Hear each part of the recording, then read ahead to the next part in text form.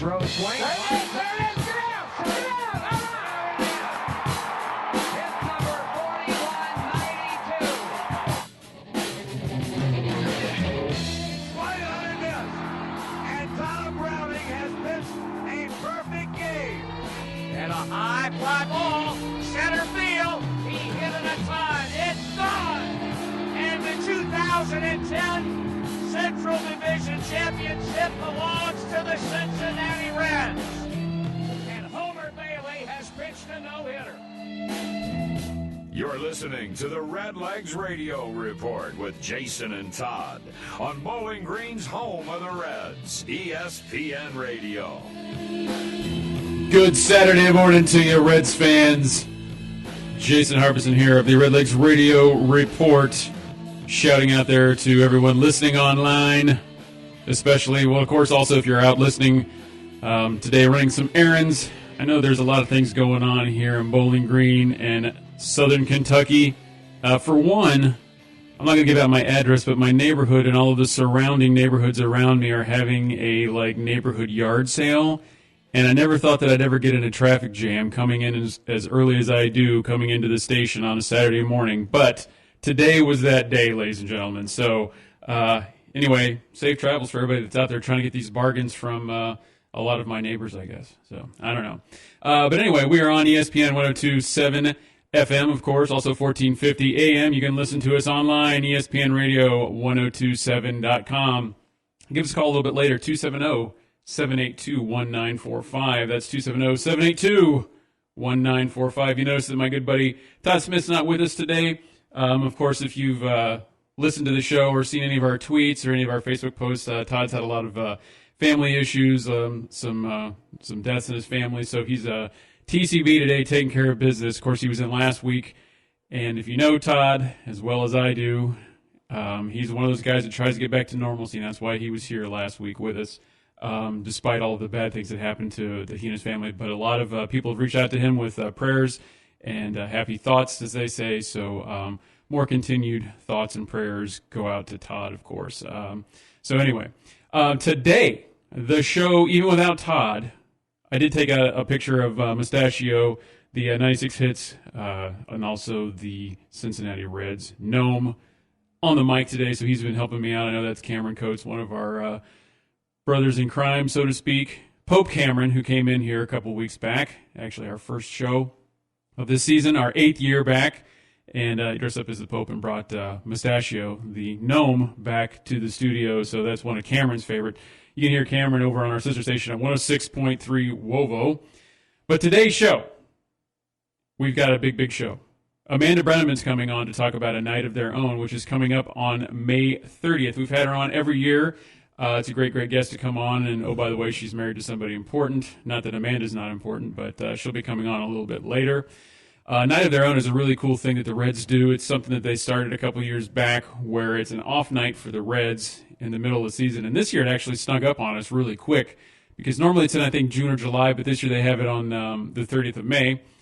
And it's really just a night for exactly what it says, ladies. It's a night of their own, based off of, the movie League of Their Own. That's kind of a play on words. But anyway, it's a night where women can go to Great American Ballpark and they can kind of shag flies in the outfield from some of the hitting coaches, and they can also take grounders from some of the other coaches. And then afterwards they have kind of like a wine thing.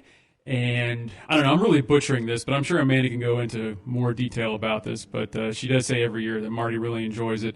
And you know that it's going to be tough for him because this is going to be his last one, of course, retiring. Well, I don't know, maybe he'll do it again in coming years, even though he's retired. But, it's an off day for a lot of those broadcasters and a lot of those coaches. And the last thing they want to do is go back to the ballpark. But they say they have a lot of fun, so that's cool. Also, that's not big enough. Our buddy Trevor Rice from our sister station, ESPN Elizabethtown, joined us to give his Reds analysis a little bit later. I'll be on Trevor's show on Monday. Of course, that show is the Heartland Sports Live, which is, again, 106.1 FM, Elizabethtown. And you can also listen to his past shows on our same website, espnky.com. Instead of clicking on the Bowling Green tab, you would click on the Elizabethtown tab. So Trevor's a great guy.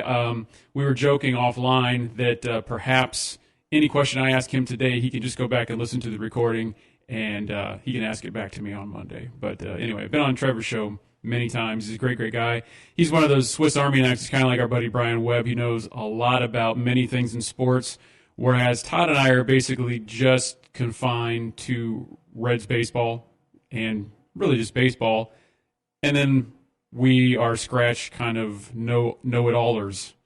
I'm using air quotes. We're know-it-allers of college football. But after that, it kind of goes downhill quickly. But not for Trevor and Brian. Those guys are kind of the veterinarians of the sports world. They can fix a lizard, a poodle, a Cheshire cat. I mean, I don't know. Is that even a thing? I don't know. It's something out of some Disney movie. Yeah. This is going great. You can tell I need Todd here. Yes. Well, the Reds take 2 of 3 in San Francisco and 2 of 3 at home versus the Cubs, including some big comeback wins that they were down 2-0 on both Wednesday and Thursday. The big news, of course, is Puig had a big walk-off hit. It was a double. I don't know what they ended up scoring it because it went to the wall and just that was the end of the game Wednesday night. In the bottom of the 10th, now Puig's actually hitting 206. He's not doing too hot, but he does come through in the clutch. More bat licking. He claims that's how it happened the other night. So we'll continue to watch Puig. I think he's one of those dudes. And I don't know if I can call him dude. He'd probably not like to be called dude. But Puig's one of those guys, even though he's got a low batting average, that I think he's one of those guys that's fiery. It's kind of like Derek Dietrich. He can go out there. He can get the hits when you need it. And he's not worried about his on-base percentage. He'd rather swing for the Ohio River and drive guys in. Again, only hitting 206. Dietrich's at 239. But those guys, I think, are clutch. We'll get into Derek Dietrich a little bit later. But and then Thursday, of course, despite the big rain delay, Castillo continues to shine with 7 Ks, and his ERA is now at 1.90. It's gone up a little bit. But Castillo is just one of those guys that is consistent. And who knew going into this season, really in the offseason or even in spring training, that Castillo was going to be the ace of this staff. I don't know how many times in a text, whether it was from our buddy Drew or Todd or Scott or which, again, I say the 4 of us will text back and forth. We're on like this group text about the Reds games. Anytime there's a Reds game on or something, somebody will text some stat or something like that. And I think often what's happening on the text-verse, if you will, is sometimes better than what we say on this show. So it's almost like I wish I could share that, but then again, some of the things we're saying we probably can't say over the air.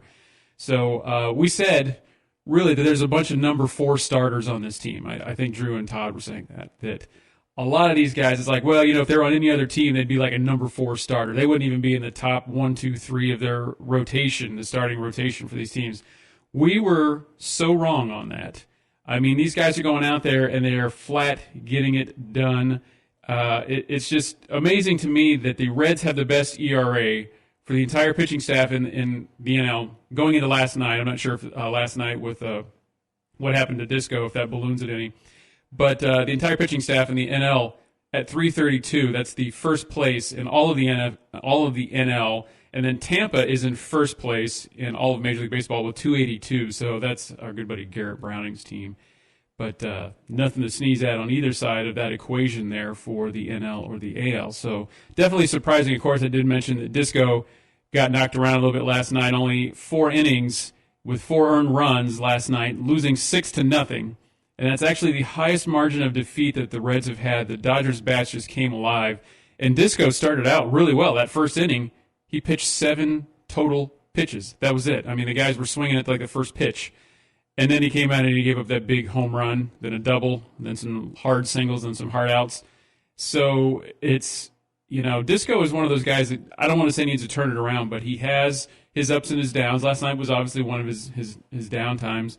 But I'm hoping that the playful, so to speak, competition that's out there between the other starting rotation, maybe that kind of wakes him up a little bit. Of course, you got Wood that will be coming off of the injured reserve here in a few weeks. I don't know if maybe that's going to, breed some more competition there where it's like, hey, maybe my spot in the rotation may be up for grabs once Wood becomes available. So as we were talking with C. Trent a couple weeks ago, it's a good problem to have. The Reds have never been in this situation in a long, long time where they've had a lot of good pitching out there. Usually we're just scrambling. We're usually on the other side of that list, not the top side with the best ERA. We're usually at the very bottom. We're about 29 or 30 if you look back at the ERAs of some of these pitching staffs, especially last year. I don't even want to look at where we were last year at this time with this many games in. So the Reds are, 20 and 25, 7.5 back. What's to come of them? This is really the turning point in their season. Are they going to just kind of continue to have a lack of offense out there like they did last night and just continue to roll out good pitching and really not have any support runs at all? Sonny Gray finally got some help this week. I mean, he's been a guy that goes out and pitches stellar for him, but he has no run support. I don't know what his record is. I don't have it in front of me, but I know that he had a lot of losses there that really shouldn't have been pinned on him. He may go out and give up one run, and then the Reds have like 0 run support on that. I believe he had 2 losses this year that were both 1-0. So, I mean, you can't go out there and get anything done with that. I mean, not like I could go out and pitch any better anyway, so, yeah. Shows what I know. So, really, what's funny, though, funny not funny, is Iglesias is still leading in batting average at .288. Of course, he's, one of the everyday players. I believe Castillo is a little bit higher than that. But Suarez is a guy that's really been impressing me, a guy that's driving the ball the other way. He's driving it in the gap, even hitting against the shift. He's killing it with the RBIs this week. He's hitting .270, right behind Iglesias. But then after that, it just severely drops off. Senzel, you can make an argument for him coming up. He's starting to get in the groove in that leadoff spot. You hope that he can kind of get things going. Again, it's way, way, way too early in his career, let alone his season, although he was a call-up to kind of, have him worried, I guess. Not that he would worry about himself, but maybe that we should worry about him.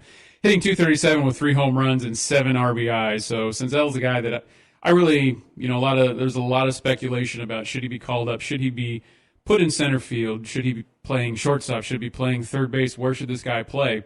Well, I think with all of what we thought at one time was a logjam in the outfield with sending Schebler down, not really a case anymore. So I'd like to see Schebler come back up, kind of get his head straight, because I think a lot of that has to do with just the checkup from the neck up, as our good buddy Cowboy Jeff Brantley would say, and he said on the air many times. So hopefully he can turn things around. And, of course, with them getting rid of Kemp, there's another spot in the outfield. And really, I think time's going to tell here down the stretch with the Reds what's going to go on with that outfield. But they've got to get something going. Jesse Winker's not really – I don't want to say that he's in a slump anywhere close to what Votto is doing. But, Winker's a guy that we know that can produce. He just needs to turn it around for him. He's hitting an abysmal .221. But, again, he's one of those guys that's going to go out there and he's going to, get his on-base percentage up. I know if Todd was here, he'd say something about that. But anyway, so what can be said? We'll have to tune in to many, many more Reds games. Of course, today's game, before I forget, because Todd would smack me, 3:10 Central. We'll get into that a little bit later. Malley versus Bueller. Bueller? Okay, yeah, I don't know. I'm the first radio host that's ever made that lame joke, I'm sure, especially to any of the L.A. talking heads out there on their radio shows. So don't forget to check us out online, ESPNradio1027.com. You can go back and listen to all of our past shows in podcast form. Unfortunately, last week's show we didn't put up there. It was Sam LeCure, and Sam had a couple of choice words that he shouldn't have said on the air that went out over the air, so we apologize for that. But it was still a great time, still a great interview. Sam would still be talking right now if we didn't have to, go to commercial or, cut the mics from last week. He could probably talk an entire week's long show, and we could just come back in and pick up, and he'd still be on the line. So anyway, speaking of on the line, we're going to get Amanda Brenneman on the line here on the Redlegs Radio Report. Stay tuned right here on ESPN Radio 1027 and ESPNradio1027.com. If your business needs to cool, chill, or freeze, or warm, heat, or cook, you know you can't afford to disappoint. That's why you call BG Refrigeration, because BG Refrigeration never disappoints. They satisfy any heating or cooling need your business may have. Factories, restaurants, malls, plants, big industrial warehouses, doesn't matter. BG Refrigeration is who you call. Commercial heating and ducts, AC maintenance and replacement, commercial refrigeration, restaurant equipment, cold storage warehouses. BG Refrigeration ensures your heating and cooling needs are met so your business doesn't suffer. Walk-in freezers, exhaust systems, systems, pizza ovens, ice makers, whatever heats your cools. If it's restaurant related, BG Refrigeration is, by far, the best company in South Central Kentucky to service them. In fact, there are few companies that can or will even try to do what BG Refrigeration does every day. They're the company that's called in for the big jobs that require more experience, that need to be done right the first time. Why would you trust your business's commercial heating and cooling needs to anyone else? Turn to the experts. Call BG Refrigeration at 270-782-5391, where your comfort is their concern. Culver's wouldn't be what it is today without the family farms that grow and produce the wholesome, delicious food we so proudly serve. From the cattle ranches of the Great Plains to the dairy farms of Wisconsin and south to Georgia's chicken country, it's important to us to make sure farm families across the nation clearly see how Culver's remains committed to sourcing the finest ingredients America's growers have to offer and how thankful we are for their hard work and dedication. Culver's, Scottsville Road in front of Greenwood High. Welcome to Delicious. At Monticello Bank, we don't think financing a new home should be complicated or intimidating. Here at MBC, our mortgage lenders will walk you through the entire process, step by step, while giving you a great rate at the same time. This is Zach Alexander, and I invite you to stop by our Heartland branch located across from Nat's Outdoor Sports to speak with one of our loan officers today. Let us help you get one step closer to your dream home. Monticello Bank, where people matter. Equal housing lender, member FDIC. This is Nate from Rock Castle Shooting Center. Did you know that one of the premier shooting ranges in the world is right here in South Central Kentucky? Rock Castle Shooting Center has something for everyone's recreational shooting enjoyment. From 3D archery to our brand new sporting clays course, handgun ranges full of steel to targets out to a mile. There's no better place to get some trigger time than Rock Castle Shooting Center. Members are welcome. Memberships start at $150 per year. We offer a fantastic range of firearms training and education opportunities from the most basic to the most advanced. Come see us, exit 48 on I-65, Park City, Kentucky. Visit rockcastleshootingcenter.com.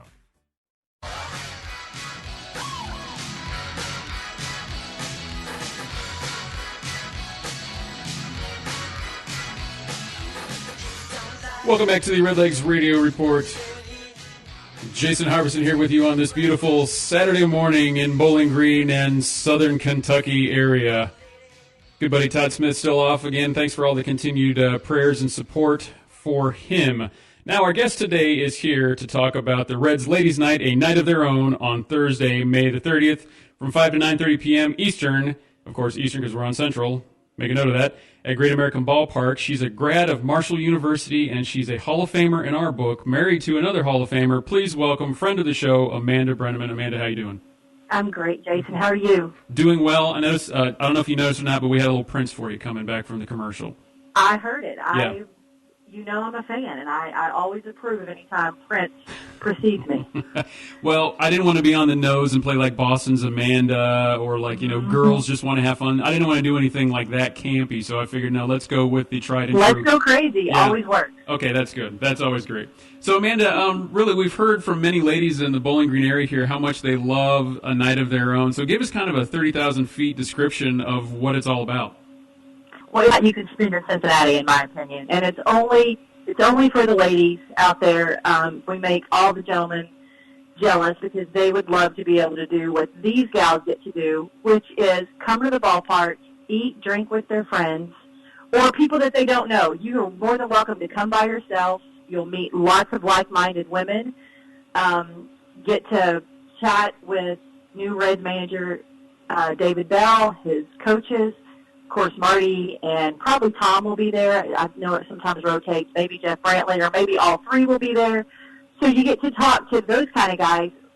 And the kicker is you get to also spend time on the field and take batting practice on the field, throw a pitch from the pitching mound, run the bases, really see what players go through on a day-to-day basis out there. And it gives you a whole new perspective of the game, frankly.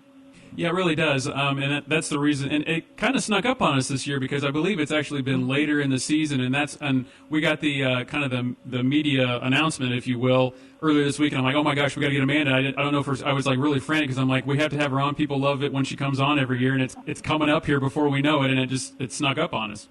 You know what? The schedule's been crazy this year, and of course we have to do this on an off night, obviously. Right.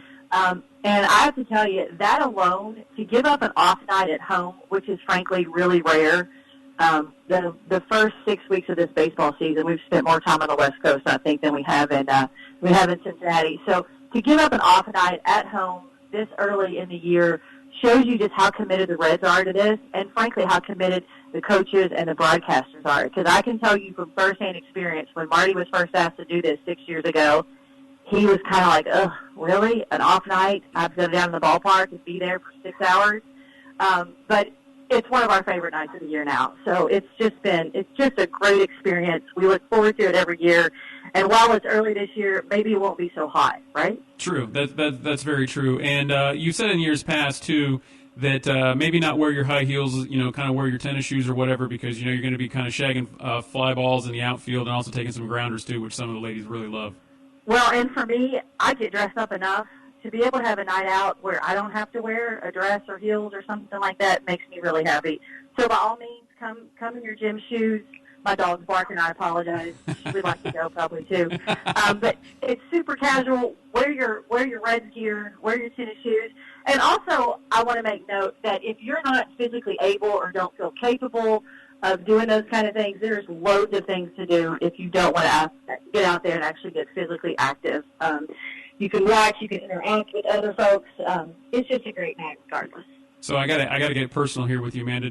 Have you ever been out there taking the grounders and stuff like that and felt, maybe just because of who your husband is that you kind of feel a need, I better not boot this ground ball or I better not miss the swing? I mean, is it lay heavy on your shoulders? No, because I am a 10,000 times better athlete than he ever thought about me. So I do not worry about his criticism. And you know what? Marty only criticizes the professionals, the guys that actually get paid to do it. He would never criticize an amateur like me or high school kids or college kids. So, no, he better not. Well, that's good. That's also smart as well as just kind of for the marriage in general. Forget about, both of your roles in this. But, yeah. So really kind of switching gears a little bit, Amanda, what are some of your thoughts on the Reds this year, especially about their strong pitching, yet sometimes abysmal offense that they have? Absolutely. You know what? The pitching has been my dog is losing her mind. I apologize. No the worries. pitching has been amazing. It's been really fun to watch. Unfortunately, it reminds me of those days when we had Johnny Cueto, and he would lose way more than his share of ball games because he would get beat 1-0 or 2-1 or something like that. So while the pitching has been unbelievable, we need these bats to waken up on a consistent basis to give these guys the real support and win some more ball games. There's been a whole lot of one-run games that if they would have gone the other way, things would be looking a little better, and you wouldn't feel like you're chasing every team in your division, because unfortunately in the division that we're in, we don't have a lot of margin for error. Those are really good clubs ahead of us, and the Reds needs to really wake up their offense and run off a string of 4 or 5 wins would be nice. And they have an opportunity, frankly, to do that against some of these divisional opponents. We got 2 against the Brewers, and then we go to Chicago, and then St. Louis is coming up. So it's a really good opportunity to kind of get it all together and really come together here at the end of May, the first part of June. Absolutely. We're talking with Amanda Brenneman, of course, from A Night of Their Own, which is coming up on May 30th at Great American Ballpark from 5 to 9:30 p.m. Eastern. Now, Amanda, let's kind of forget about Marty for a second. Has it sunk in with you the severity of, have you really had time to process it all, especially as, you kind of go to stadiums for the last time with Marty about his retirement? You know what? Really, and not that I've not ever taken stock of where I was and the great things I've gotten to do, but this last kind of trip out west, and I love going out there. I love going to San Francisco. I love that ballpark. It's my favorite. So I've been going from foul pole to foul pole. I know it's my last time at Citi Field while my husband's a broadcaster. I go everywhere. I, fortunately enough, have a MLB credential, and I can pretty much go everywhere. But I go sit at the top deck and watch an inning. I sit in my seats. I go in the outfield. I go everywhere to just kind of get a visual perspective and take pictures and document all this stuff. So for me, it's a little bittersweet because I'm such a fan.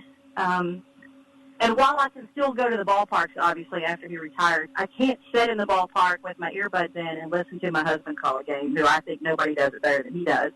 So it's not going to ever be the same for me, but I'm going to take these memories and keep them and cherish them forever, while at the same time, I'm looking forward, frankly, to if we want to go somewhere in the end of May, it's probably not going to be Milwaukee when it's going to be 47 degrees. We're probably going to go south in May if it's going to be 40 degrees somewhere. So to be able to have that flexibility, he certainly earned it. And as a wife, I'm excited about it. As a fan, it's never going to be quite the same for me. Oh, I agree. I'm sure it's like both sides of the equation there, that you as a fan, you really want, him to go on for another 100 years. But then again, you also want to start the next chapter of your life with Marty. Absolutely. That's 100% true. And this was the first time being in San Francisco is when he actually made a comment to me as we were packing up Sunday morning to leave. He said, I'm going to miss coming here, for baseball. He's never really said that before. Mm-hmm. And I think it just dawned on him that he's not going to see these guys with San Francisco again because we've already played them at home. Of course, we were out there. So we only see him twice a year, and that's his favorite broadcast group. He loves all those guys. They have a great relationship. It's, Marty's personality, they have pretty much similar, and they just gel so well together. And he spent a lot of time. I mean, there was a time when we played him 3 times a year, mm-hmm. plus the memories from the 90 World Series of being out there. I mean, there's a lot of great memories in San Francisco for him, and I think it finally kind of dawned on him that, wow, I'm not coming back here as a broadcaster. Yeah, it's still kind of crazy to me, and I told this, Todd and I told the story on the air when it first happened, because what is really crazy is that Marty, I don't know if this worked out this way, but he said he was actually going to announce his retirement at this last year's Reds Fest, but didn't, for whatever reason, he didn't get to. And then he decided to announce it at the radio affiliate days, which of course we always go up to every year in January, which leads into the Reds Caravan. And I don't know. It was really weird because Todd and I noticed something was going on, and we're like, "Well, Tom's here. He's from the TV side. He's never. Well, Amanda's here too, and she's waving at us." And we're like, "Oh, well, they're just here for the free meal, or something like that." And then we're like, "Well, there's some cameras back here too." So even dumb guys like us. And I kid you not, about a minute before, I know you were kind of sitting up with your family, Marty came over and was shaking Todd and I's hand and saying, "Hey, you guys ready for me down there on the Caravan?" We're like, "Yeah, I can't wait for it." He had the best poker face in the world, and then literally minutes later, he's up at the podium there on the dais and just, breaking down. So that's a moment that I know Todd and I are going to remember for the rest of our lives. Well, honestly, I'm glad that he waited until then, because to do it in front of the network affiliates that have carried these games for all these years, to be around so many familiar faces, and to be around folks who are his peers in the industry, I thought it was a perfect opportunity to do it, for you guys to hear it first. And you certainly did. I mean, it was a well-kept secret. He wanted to leave at the end of last year and just go in and say, okay, I don't want to come back for 2019, and they impressed upon him that, it's 150th of the Reds. You owe it, frankly, to the fans to make this, to basically let them know ahead of time. Because honestly, and he didn't think this way, and I don't know that I did. I knew it was going to be a big deal. He had no concept of how big a deal it was. But people come up to me and say, you know what, I've always listened, but this year I'm really being more mindful of it, or, really making sure I tune in literally every night, or have an earbud in somewhere, or whatever the case may be, because people do want to cherish that and be on their deck grilling and listening to Marty call a game from, wherever. So I think it's the right way to do it. He does not like all the fanfare about it, but every ballpark he has gone to where it's his last time in, they've all recognized him in some manner on the scoreboard, and truly that's not his personality, but he understands it and has cherished it and appreciates it, and I think the fans have too, by the way he's doing it.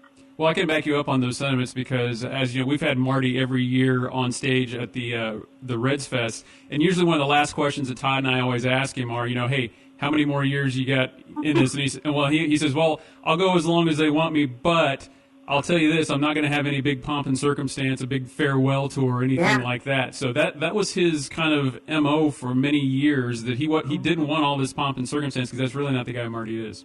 Absolutely right.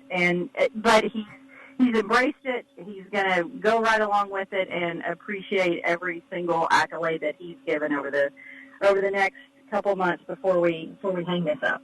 Absolutely. Again, we're talking with Amanda Brenneman from A Night of Their Own, which is coming up Thursday, May 30th from 5 to 9:30 Eastern at Great American Ballpark. Amanda, before we let you go, we always have one goofball question, and this is never an exception today. Now, we've heard, I guess that's Millie in the background that we've been hearing barking. Is that correct? It is Millie in the background, Okay. and it's turned into a really bad day for Millie because our friend Elizabeth, who grooms Millie, has showed up, and Millie knows what that means, so she's really unhappy. Okay, so the big question is, it's centered around Millie. Now, unfortunately, yesterday the grumpy cat passed away. You know, who has all the So now and of course with Marty retiring, do you think there's going to be a stronger social media presence for Millie with kind of these shoes to fill, so to speak? You know, coming up. You know what? That's a really good question, and Millie certainly is as expressive as that sweet little cat was, and she gets into loads and loads of adventure with Marty and I. So she's going to be with us a whole lot more, so who knows? Millie may just start becoming a bigger social media star than what she already is on his Instagram account. If it makes you feel better, we had Chris Welsh on about a month ago, and he started talking about his dog Bubbles and your dog Millie. And I think the people that tune in to like hear his thoughts on, I think there were more people that wanted to hear him talk about dogs, and and Bow Tie Tuesday and all of the kind of extemporaneous things, if you will, as opposed to like hear stats that he could rattle off. So absolutely, because honestly, these little things are the center of our world. But let's not kid anybody. And Bubbles and their other dog, Rusty, who's also a Maltese, are the reason why we have Millie. Marty and I watched Bubbles and Rusty for a couple weeks in Arizona one year when Chris and Beth had to fly back to Cincinnati, and I said, why don't we have one of these dogs? These are the greatest little things ever. And it wasn't 2 weeks later I was on an airplane to fly and pick Millie up in California. And our lives have never been the same, Jason. Okay, well, you just basically retold that story because I thought Chris Welsh was just kind of saying that for, like, on air, just a little bit dramatized because he's like, oh, yeah, I mean, the Brennemans love these dogs so much, they went out like days late. Okay, so you can reiterate that story because he told that story on air here with Todd and I. And that is 100% legitimate. And Marty was not necessarily in favor of it, but when I get something in my mind, I'm going to do it. I'm going to do it today. And thankfully, with the help of his ex-sister-in-law, who's in the dog industry, she found us the perfect little Maltese. I got out on an airplane at 9 o'clock in the morning in Phoenix, flew to Ontario, California, picked Millie up, was on a plane, and was back in Arizona by 2 o'clock. So, that's great stuff. Literally days, all because of Rusty and Bubbles. Oh, that's great stuff. Well, Amanda, thanks so much for taking some time out of your busy morning. I know that you're being pulled in every different direction, especially with Marty's retirement coming up. But we thank you so much for coming on again with us, and we always love having you on. And really, truth be told, if we didn't have you on coming up to the A Night of Their Own, we would hear it from a lot of our female fans because they love hearing from you every year. Well, that's really nice. And we love to see those gals down there from the western part of the state in Bowling Green in that area. It's a great night. If they've not been, please come. And if you've been before, we look forward to seeing you again on Thursday, May the 30th. Thanks so much, Amanda. We'll see you up at the press box sometime this year. Looking forward to it. Sounds good. Thanks, Jason. All right, thanks so much. Day. All right. All right. Bye-bye. Amanda Brenneman, ladies and gentlemen, there on the Redlegs Radio Report. A lot of great stuff there that she was talking about. We'll give out those dates again here coming up. We're going to take a little break here on ESPN Radio 102.7 and also ESPN Radio 1027.com. There are songs that some people call classic rock that don't really rock.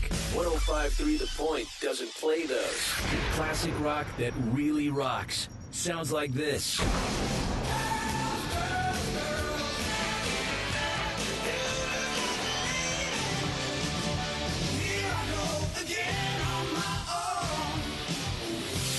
When you want classic rock that really rocks, get The Point. 105.3 The Point. Okay, I'm on 65 right now. Which exit do I take? You're going to want to take I-165. No, I'm on I-65. No, take I-165. Should be on the sign. I'm pretty sure that's not a 1 there. I'm pretty sure that's just another I. I-65? Aye. Well, ahoy, Polloy. Look, I'm looking at it. I just don't see a 1 there. It's just I-6.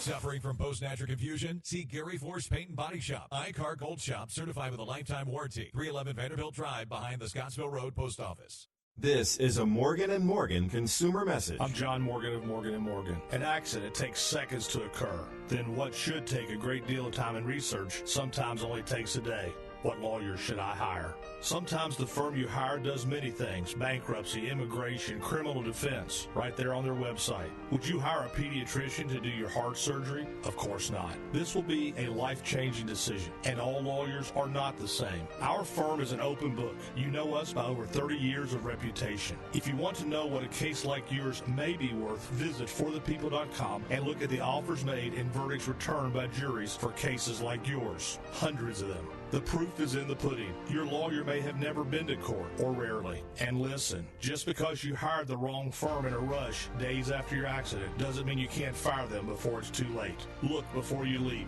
There is only one Morgan & Morgan. On your cell phone, dial pound law, pound 529. Pound law, that's all. Offices, Bowling Green. Every room in your home, whatever it needs, United Furniture. United Furniture and Appliance is excited to announce our 73rd anniversary celebration. Hi, my name is Sam Kirtley, and United has provided service with a smile for 73 years. You'll love our store-wide anniversary celebration savings on all furniture, appliances, electronics, and mattresses. Name brands like Maytag and Frigidaire appliances, along with Speed Queen washers and dryers. The best built laundry, proudly made in the USA. United carries the absolute best selection of Ashley and Cat Napper recliners and lift chairs in South Central Kentucky. In-store financing available and 12 months no interest through United's private label credit card. 73 years of service with a smile, only at United Furniture and Appliance, historic downtown Bowling Green. United Furniture. Couldn't ask for anything more. This Hall of Fame moment highlights the last blast at the ballpark, which had served as the home of the Reds for over 32 years. On Sunday, September 22nd, with the 2002 season entering its final week, the third-place Reds hosted the Philadelphia Phillies for what would be the final game at what was then called Synergy Field. A crowd of 40,964 was on hand when third baseman Aaron Boone came to the plate with 2 outs in the bottom of the 8th. Here's a long drive, left field, and it's gone. A home run for Aaron Boone. Aaron Boone hits his 25th home run of the season. He becomes only the 7th player in Reds history to record at least 25 home runs and 25 steals in a season. Joining the likes of Larkin and Sanders and Sabo and Davis and Daniels and Morgan. 4-3 score. And a big home run for Aaron Boone. The Phillies would come out on top 4-3. And Aaron Boone's 8th inning shot would go into the record books as the last home run hit at the ballpark that opened as Riverfront Stadium in June of 1970. This Hall of Fame moment is brought to you by the Cincinnati Reds Hall of Fame and Museum.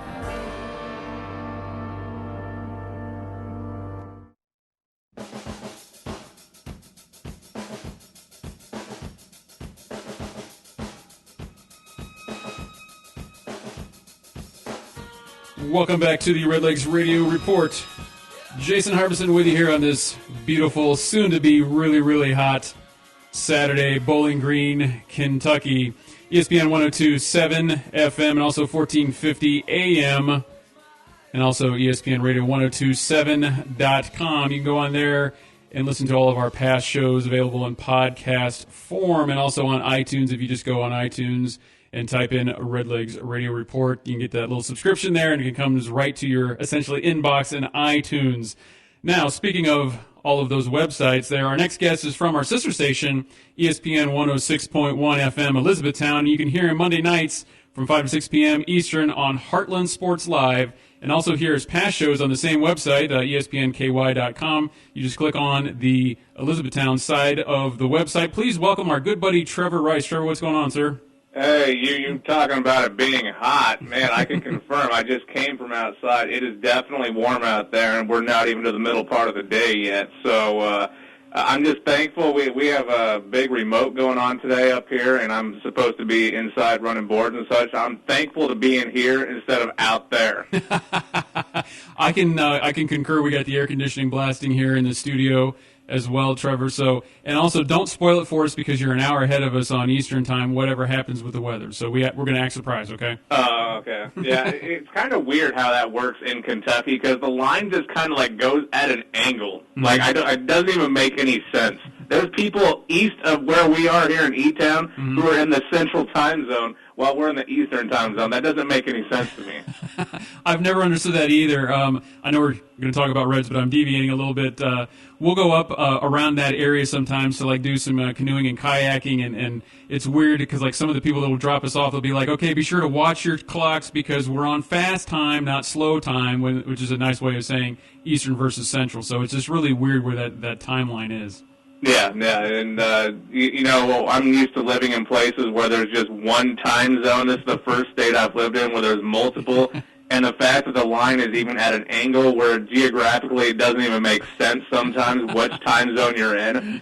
Hey, I guess that's just part of Kentucky, right? That's just what makes Kentucky quirky like that. So, Trevor, I was mentioning that you're just really kind of up there in Elizabethtown. You're really just kind of a Swiss Army knife, a jack of all trades, a veterinarian, if you will, of all things sports. But today we're going to kind of focus on the Reds. We compared you to our good buddy Brian Webb, that you have to kind of be a veterinarian where you have to be able to fix like a poodle and all this. That's kind of how I equate you to like all the different sports up in that region. But what really of this roller coaster ride that the Reds have been on with their strong pitching yet often sputtering offense do you make of that? I make that they need to get things figured out before it's too late. I mean, they're 6.5, 7 games out right now? Yeah, 7.5. Yeah. So, I mean, there's still plenty of time. I mean, we're only 45 games into the season, right? They're 20-25, I think, is their overall record. So, I mean, they lose last night 6-0 to the Dodgers, and the inconsistency when going up to bat has been the biggest headline, I think, for the Reds this season, just for the fact that there was so much, and I guess they hype the team up every single year, but I think there was even more around the team this year with all the pieces they were adding. And I think the slow start kind of shocked a lot of people. Well, unless you're a diehard Reds fan, then I don't know if you were necessarily shocked by players like, Votto and such like that, who typically get off to a slow start. But I think with the pieces they brought in, they thought they were going to see some immediate success. And that has not necessarily been the case. There's been some glimpses that the offense can get going, but I think the biggest surprise for me so far, Jason, has been the starting pitching and how well they've gotten off 2 games this season so far, allowing their batters to keep games close and or help them secure victories at the end of these. And I saw some good things against that Cubs series earlier this week. Obviously, you'd like to sweep them, but to come from behind, Wednesday, I think it was, winning 6-5. They won 4-2 on Thursday. And then you come back in another home series in which you would like to see your team show up and then get blanked by the Dodgers last night, only 3 hits, 6-0.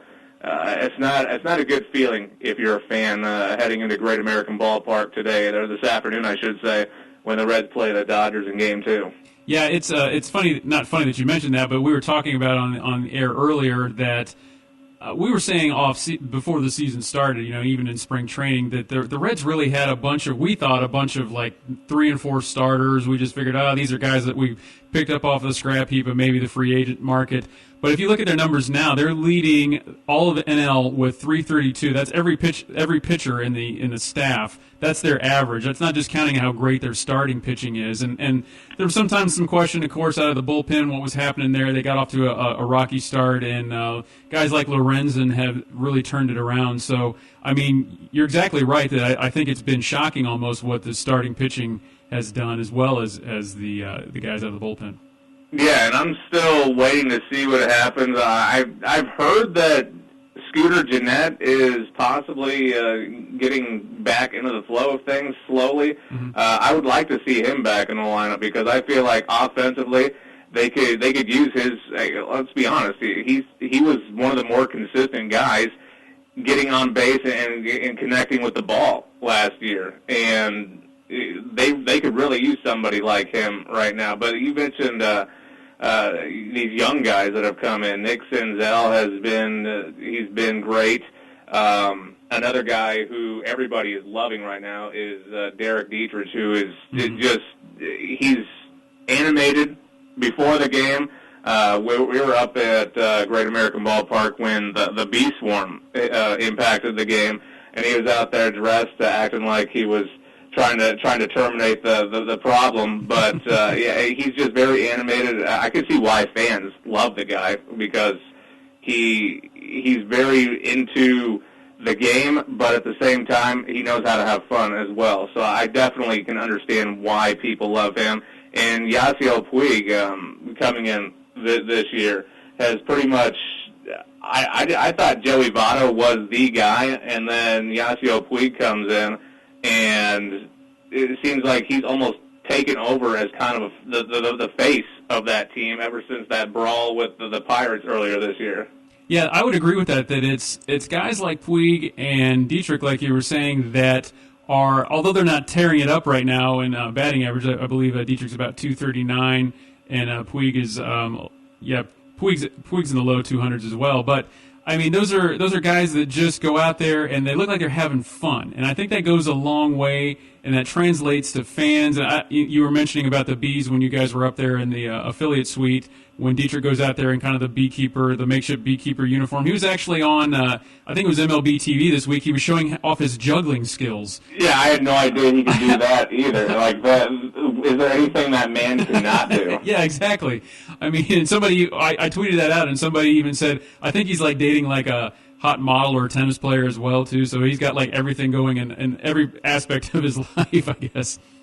Hey, I mean, when you have everything going on at the only the age of 29, I mean, I feel like you were pretty blessed to have a solid career. Very true. And we saw him. He's got his start really in the first, essentially, full season baseball down here with the Bowling Green Hot Rods when he was coming through the Rays minor league system. He got traded to the Miami system and, of course, came up through Miami. But it's great that the Reds could pick him up. We're talking with Trevor Rice, of course, from our sister station, ESPN 106.1, Elizabethtown. Now, Trevor, you mentioned a little bit about Scooter, coming back. Maybe that's the answer. I believe they said last night in the game that he's going to be doing some baseball activities coming up this week, and he could be back within the next 2 or 3 weeks.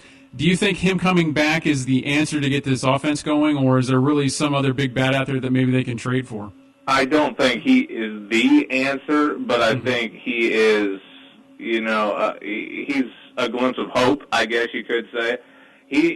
Last year, that 3-4-5 where you had Jeanette, Suarez, and then Votto, they really worked well off of each other. And I would say, I don't have the statistics in front of me, but I would say a majority of their run production came from that order right there. Mm-hmm. And Scooter Jeanette, ever since coming into this program, has shown that he is the guy capable of not only getting on base, but he can jack them deep occasionally as well. So when you're able to get that kind of run production from one guy, he is an impact player that they are missing on that team right now. One of the disappointments, I guess, I could go into was recently Scott Schebler. You had him on your show recently. Was just him not getting off to a good start this year, and obviously was demoted because of it.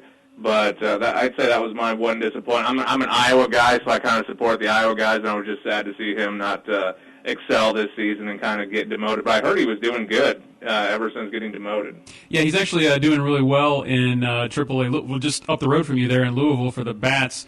Hopefully he can turn things around, and really I hope he can be a spark if he's a guy that they can bring up maybe later in the season, bring him back.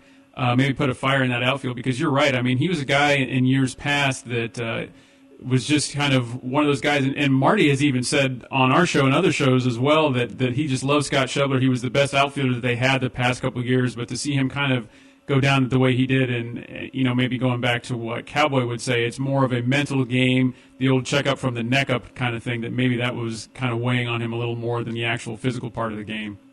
Yeah, because this is a very mental-focused game. You see it with pitchers. You see it with batters. If they're struggling, they continue that trend, and they need to somehow dig themselves out. And, sometimes that one hit or that one big play can spark, you getting back on the right track. And baseball, I think out of all of sports, Jason, is the one sport where you're going to notice big changes like that over any other because, football is a play-by-play thing. You can change up the scheme to help certain guys.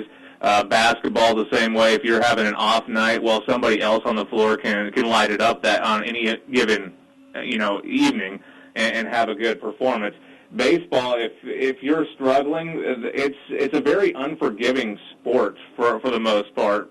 It depends on you to be focused, and everything is changing from every pitch to every at bat, and it's one of those things. I'd say it's the toughest sport to try to not only get to as far as the majors, but maintain that level.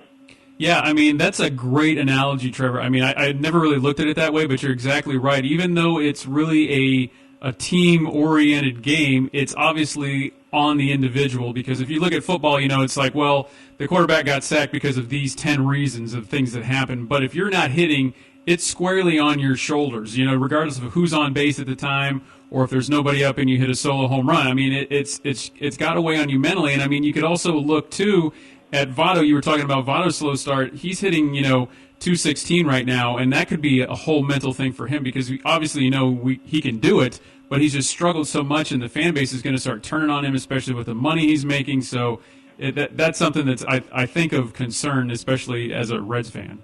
Yeah, and I was talking to Joe Zerhusen earlier this week. I had him on earlier this week. I had him on my show, and I'd say one of the disappointments up at the plate right now, batting-wise, is Peraza has been disappointing. And then one of the guys who I think is shocking everybody, Jose Iglesias, by being the guy when it comes to being the lead batter on this team. I don't know if anybody was expecting that with some of the power and some of the guys that were bringing onto this team this season. Yeah, absolutely. I mean, Iglesias is hitting 288 as, an everyday player. He's leading, if you don't count Kirk Casale, who's kind of the backup catcher, has got a higher average. But there's somebody that and he's quietly doing it. He's quietly doing this. You don't really see his name that much in the post-game interview with Jim Day or anything like that, but he's quietly doing it. And it's almost like you forget about him until you look at the stats, like maybe you're preparing for your show or us preparing for ours, and it's like, hey, wait a minute. I mean, I watched the game the other day. I realized he got a couple good hits, but, man, I didn't really put one and two together that he is leading the team in batting average. Yeah, and just what he's been doing here, or just recently, I mean, you see some of the highlights, I'm sure, and you watch the game. He's the guy who I guess is kind of a spark for this team offensively when necessarily they aren't at times. And you have to like his production. And another guy who I've been impressed with, especially the home runs here recently, Eugenio Suarez. Oh, yeah. Seems like he's been jacking them every other game here recently. And they need that kind of action because when you have games like last night losing 6-0, there isn't much scoring going on in between these games where you feel like, okay, they have some momentum now, and then they come back and just put up a complete dud of a game like last night. And I'm curious to see how they respond off of that this afternoon because they have to start winning these series more frequently because before you know it, we're going to get to the middle part of this season, and that's always where you dictate, Jason, as you know, where this team may be progressing or where they may line up at the end of the season. And we're hoping that these Reds are at least talking about a wild card spot before it's all said and done. So we're hoping that this team can start to rattle off more victories than losses, get back near that 500 mark. It seems like they've been floating around between 4 and 6 games under 500 right now. Mm-hmm. If they can get back to that mark and then maybe look ahead and start to drill off some National League Central victories, which they have a bunch of those coming up, I believe. I believe they play the Brewers coming up. I think they play the Pirates again, right, and the Cardinals and such, too. So I think they have some games coming up later this month, if not early next month. I can't remember. I have to look at the schedule. But they have to start rattling off some victories here, and especially beating teams in their own division because it could get out of hand before you know it, as you know, in this league. Oh, yeah, and easily with probably the best division in all of baseball, arguably that the NL Central. There's no really time to sleep with that at all. We've been talking with Trevor Rice from our sister station, ESPN 106.1 Elizabethtown. Of course, you can hear him on Monday nights, 5 to 6 p.m. That's Eastern Time, Heartland Sports Live. And you can also check out his past shows on the same website. We're on ESPNKY.com. He's just on the Elizabethtown side. Trevor, thanks so much for coming on today. And also, future thanks, because we hear you're going to have some idiot from the Redlegs Radio Report on your show this coming Monday. Yeah, we're gonna reverse roles. I'll be the one asking you questions, and we'll basically repeat this conversation like you alluded to before we went on the air here. And we'll do a repeat of this, except in reverse, on Monday.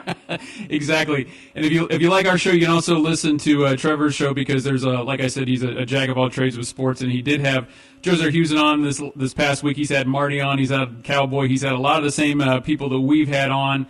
So it's a great show to listen to. So, Trevor, thanks so much, and good luck today with all of the radio stuff you're doing. I know you got a long day ahead of you, sir. Yeah, I've got a long day, but at least I'm inside and not out. Absolutely. Trevor Rice, everybody. Thanks so much, Trevor, for coming on, buddy. Appreciate it. Thank you, sir. You take it easy. All right, we'll see you.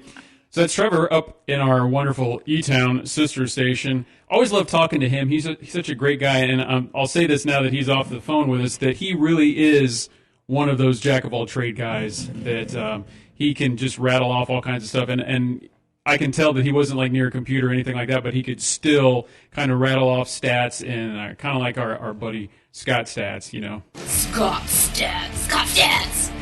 Yeah, which, you know, Todd and I don't always go for a lot of the times. We're not keen on too many stats or knowing batting averages. We'd rather learn things from Amanda Brenneman about how their dog Millie, what kind of treats that Marty Brenneman's dog likes, and those other various and sundry things that go along with that.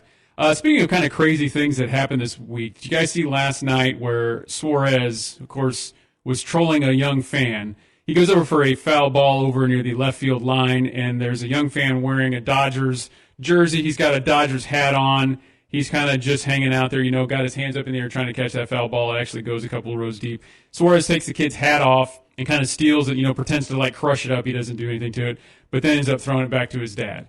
I think it's cool things like that you know, I remember about games. Of course, last night there wasn't much to remember with it being 6-0 and Reds losing their highest margin of defeat going on with their... Oh, my gosh. Okay, yes, look, coming into the studio now, ladies and gentlemen, it's the captain. I know the captain and Tennille broke up. Actually, Captain ended up passing away not that long ago. But it doesn't get more broken up than that. Yeah, but Cameron Coates is here. You're not dressed in your Pope uniform. Last time you were on air, that was what was happening. Yeah, know, so. yeah. Well, I mean, that doesn't mean I ever stopped being the Pope. So what's this look you got going on today? You got some kind of, are you getting on like a ship or something? Are you getting ready for Memorial Day? Are you going to go on a cruise that you're going to captain a ship? Can I pimp where I'm going to be later today? Yeah, go ahead. Yeah, Absolutely. I'm going to be out with Wolf 1063, Mark Miller Marine in Glasgow for Customer Appreciation Day. Very nice. 11-1. Very nice. I like the back sell. Yeah, we're going to have Kentucky Kingdom tickets. Mm-hmm. We're going to have water park tickets. It's going to be a grand old time. We're going to have hot dogs. Ooh. You ever eat a hot dog? Those things are incredible. I thought you were going to turn into Will Ferrell. There, I love hot dogs. If I was a hot dog, I'd probably eat myself. I've heard a lot of imitations of Will Ferrell imitating Harry Carey, but that might be the best I've heard. So, holy cow! Yeah, I don't know. If the moon was made out of spare ribs, would you eat it? I was up in heaven hanging out with Janis Joplin. Of course, he didn't say that. I had to clean it up for the air what he actually said with that. So, well, that's cool. Yeah, I really like the. I will say you have got to be, of all of the radio guys that I've known over the years, you have got to be the one guy that dresses for the part. Yeah, you know, I mean, and which is really weird because radio you don't see all that, but you know, well, you can't. Wait, what? I'm just here. What? Last couple minutes in the show, and I'm ruining for you, aren't I, Cameron? Wow. I know.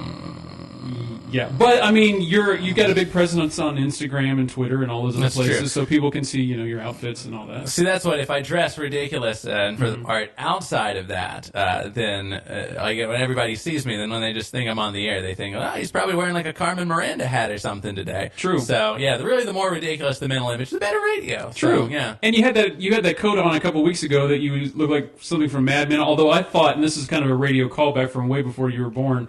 But you look like Herb Tarlick from WKRP in Cincinnati. I'm familiar with WKRP. Okay, that's kind of Don't like patronize me like it's kind of required viewing, isn't it? It really is. Yeah.